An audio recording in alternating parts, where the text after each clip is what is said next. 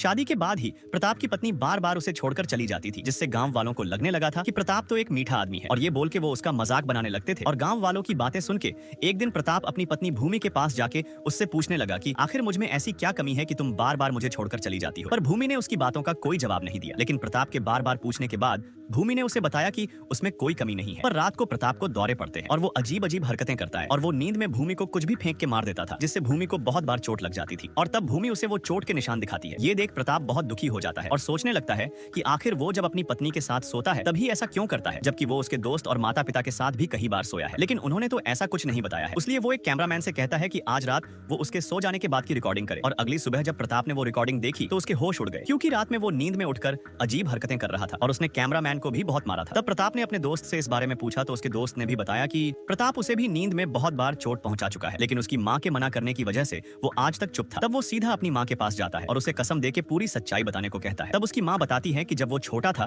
तो वो अपनी बहन और कुछ बच्चों के साथ खेल रहा था। तब कुछ कुत्तों ने उसकी बहन के ऊपर हमला कर दिया और तब प्रताप उन कुत्तों से डर के अपनी बहन को नहीं बचा पाया था, और उसके बाद से ही उसे रात में ऐसे दौरे पड़ने लगे थे कि वो नींद में उन कुत्तों को मारने लगता है। इसी वजह से रात में प्रताप के पास जो भी होता वो उसे कुत्ता समझकर मारने लगता था।